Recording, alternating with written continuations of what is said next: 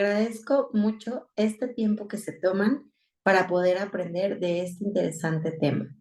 Este tema del que a continuación les voy a hablar es de la rama de la psicología. Es un tema muy interesante donde van a aprender mucho, pues se aplica no solamente para la psicología, sino para todas las áreas de nuestra vida. Me gustaría comenzar presentándome.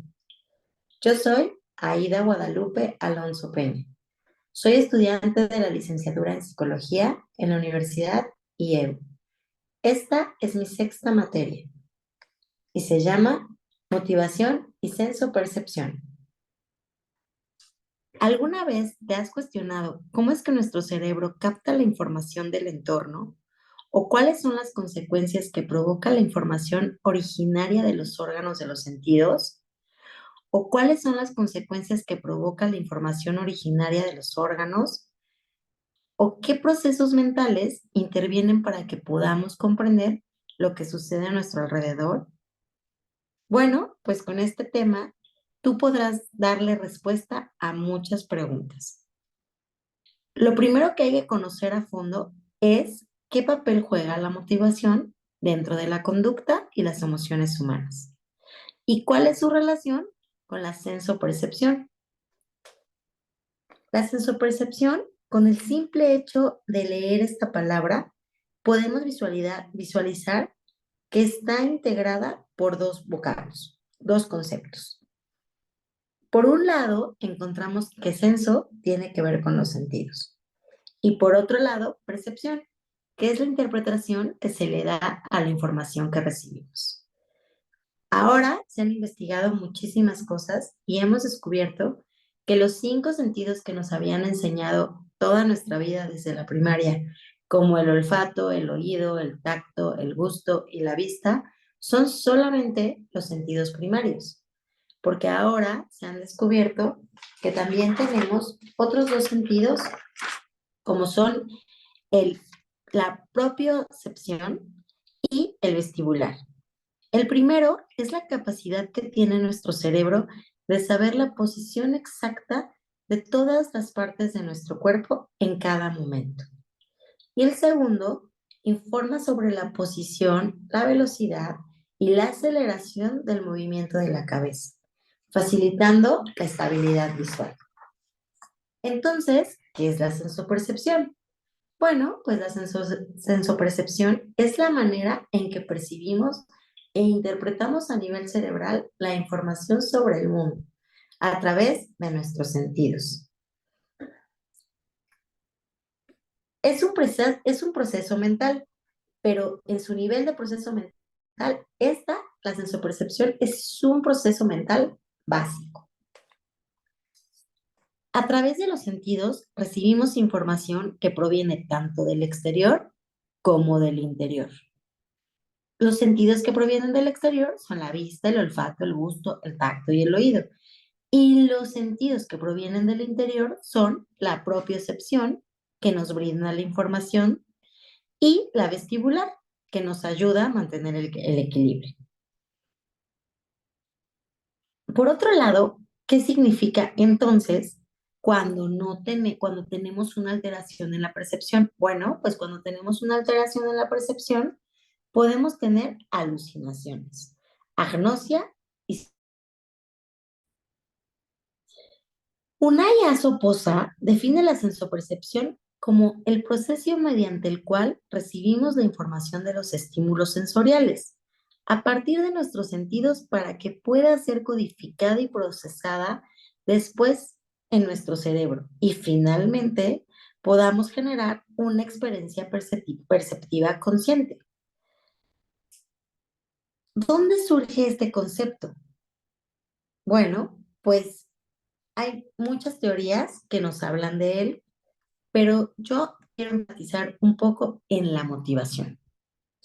La motivación es una palabra que escuchamos muchísimo, sobre todo cuando de perseguir una meta se trata. La motivación es el motor que provoca que las personas lleven a cabo acciones que tienen como objetivo la satisfacción de alguna necesidad. Esto es muy importante porque vamos a encontrar que tenemos diferentes tipos de motivaciones y que en estas motivaciones no siempre, o tal vez cuando las escuchamos, pensamos que solo nos llevarán a algo positivo. No siempre es así. Hoy conoceremos también todos los diferentes tipos de motivaciones que hay. Por ejemplo, bueno, más bien, Claudia Pradas Gallardo opina que la motivación es una energía que nos activa, nos mueve y orienta hacia actos con un objetivo concreto. Este objetivo está relacionado con la satisfacción de nuestras necesidades como seres humanos. Una vez comprendido este significado, se deben de conocer los distintos tipos de motivación que existen dentro de la psicología. ¿Y cómo los vamos a distinguir? Bueno, pues parten desde dónde se genera la motivación. Tenemos dos opciones de generar motivación. La primera es extrínseca. ¿Qué significa esto? Esto significa que se produce a través de los factores externos de la persona. O sea, siempre hay un incentivo de por medio, siempre. Y la más clásica o la que más conocemos todos es la escuela. La mayoría de nosotros aprendimos que si estudiábamos, bueno, íbamos a tener un 10. Y si teníamos 10 en todo, pues no solamente íbamos a tener 10, también íbamos a estar en el cuadro de honor. Y después aprendimos que si estábamos en el cuadro de honor, bueno, pues al final no presentábamos exámenes, ¿no? Esas fueron las motivaciones que nos fueron dando. Hoy que somos adultos, bueno, pues existen diferentes motivaciones, como por ejemplo los bonos de puntualidad en una empresa, los bonos de vacaciones o el simple hecho de que nos alaben en el trabajo, ¿no? Qué buen trabajo hiciste. También tenemos la motivación intrínseca. ¿Cuál es esta? Bueno, esta surge del interior de la persona, de la necesidad de relajación y de disfrute. O sea, te lleva a trabajar por lo que quieres. Por ejemplo, eh, quiero una casa, quiero una familia estable, que tenga todo bien. Y cuando éramos pequeños, bueno, yo quiero tener 10, porque si tengo 10, mis papás pues me van a comprar lo que yo quiera. Si yo tengo 10, tengo permiso de ir a cualquier lado, ¿no? Ahora las motivaciones en el trabajo, por ejemplo, pueden ser, si tú tienes un trabajo mejor que el de tus compañeros, tus vacaciones serán más largas. Si tú llegas más temprano que todos tus compañeros, tendrás un bono de puntualidad que se verá reflejado en tu pago.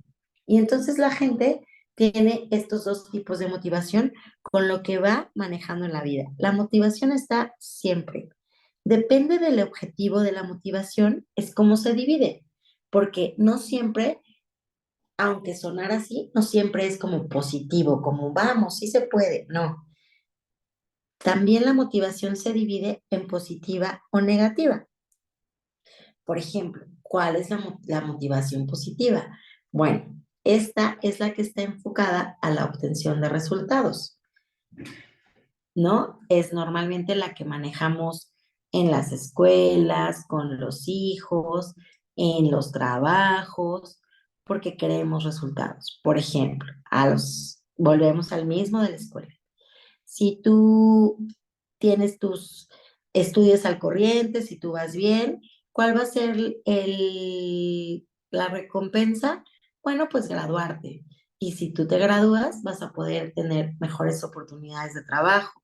Y si tienes mejores oportunidades de trabajo, entonces tienes mejores oportunidades de vida. Y así hacemos una cadenita de motivaciones siempre. Entonces, ¿cómo es que la motivación puede ser negativa? Bueno, porque la motivación negativa tiene como objetivo la evitación de un estímulo negativo. Solamente se llama negativa por eso, porque te evita un estímulo negativo. ¿Qué significa esto? Bueno, pues así como lo ponemos en esta imagen, esos letreritos, ¿no? Que dicen precaución. Tú vas manejando y ves precaución. Automáticamente, con que tú ves ese letrero, sabes que debes bajar velocidad, que tienes que poner tus sentidos en orden. ¿Por qué? Porque seguramente pasó un accidente o están arreglando carretera o cualquier cosa. Y entonces quieres evitar el estímulo negativo de chocar, de voltearte con tu auto, de atropellar a alguien. Lo mismo pasa cuando cruzamos la calle. Nosotros volteamos a los dos lados. ¿Por qué? Porque nuestra motivación es mantenernos con vida. Así queremos evitar el estímulo negativo de ser atropellados. También hay muchísimos tipos, como les decía, ¿no? Así que siguiendo con esta clasificación, pues las motivaciones también se dividen según sus consecuencias. En personal o primario y en social o secundario. Las motivaciones primarias son aquellas que tendrán como consecuencia la satisfacción de alguna necesidad primaria del individuo. Por ejemplo, la más básica, tengo hambre, como algo. Y entonces ahí estoy satisfaciendo mi primera necesidad. Mientras que las secundarias tendrán como consecuencia el logro de la satisfacción de una necesidad a través de las demás personas. Por ejemplo, el respeto, el reconocimiento, mm, los, las porras, la admiración de las demás personas, ¿no? También podemos encontrar aquella que se da dependiendo de la energía de la cual surge. Por ejemplo, en esta se encuentra la motivación centrada en el ego y la motivación centrada en la tarea. La motivación centrada en el ego es aquella que surge de la necesidad de mantener cierto tipo de atención para el logro de una tarea. Por ejemplo, sobresalir en un deporte. La gente mm, es gimnasta y entonces quiere ser mejor y mejor y mejor y mejor, porque no se quiere quedar solamente en su gimnasio, ¿no? Quiere salir. ¿A dónde? Pues obviamente a las Olimpiadas. Y ya que está ahí, no solamente quiere participar, quiere ganar la medalla y no va ni por la de bronce ni por la de plata, va por la de oro. Esas personas están interesadas en sobresalir por el ego. O también puede ser concluir los estudios. A veces es una motivación porque en algunas familias eso, el ser una licenciada, tener alguna licenciatura o algo así, es muy importante. Entonces, bueno, pues la gente lo hace solamente por satisfacer el ego. En cambio, la motivación centrada en la tarea es aquella que surge de la necesidad de ser mejor en algún campo, por ejemplo. Se puede aplicar a los dos anteriores, pero la diferencia radica en que la motivación centrada en la tarea no busca ser mejor, sino crecer y ser mejor con uno mismo. Espero que hayan quedado claros estos significados como las diferentes motivaciones que tiene la persona. ¿Por qué? Porque, bueno, es algo que quizá no sabemos mucho, que quizá no habíamos escuchado, pero que siempre está y que siempre lo vamos a utilizar. No importa si estudias psicología, si no estudias, si eres un niño, si eres un adolescente, si eres un señor, si eres un anciano. La motivación siempre está y depende de cómo la utilicemos. A continuación, quiero ponerles ejemplos específicos de varias ramas donde la podríamos utilizar o implementar. Por ejemplo, en la educación. Con todo esto que ahora ha evolucionado la escuela, hemos descubierto que no solamente con un 10 o con una estrellita o con el cuadro de honor los alumnos se motivan a estudiar. No, también hemos descubierto que hay niños que en verdad disfrutan aprender. Entonces, ¿cuál sería lo que el maestro tendría que detectar? Bueno, los maestros deberían de detectar de qué manera su alumno aprende mejor, para que así su motivación sea sola, no sea solo por ego, ¿no? La esté buscando en una motivación centrada, que es simplemente ser mejor. En la laboral, ¿cuáles son los factores que motivan a un empleado a no solo permanecer en el empleo, sino además ser mejor? Por ejemplo, bueno, pues si tú llegas temprano, no solamente vas a tener el bono de puntualidad. Cuando tú llegues temprano, te vamos a capacitar un poco más para que tú puedas ascender de puesto. Cuando tú ascendas a puesto, tendrás un mejor sueldo. Esa motivación haría que sus empleados fueran mejores. En el marketing, ¿en qué nos deberíamos centrar? ¿En cuáles son los motivos que hacen que el cliente elija una marca por sobre otra.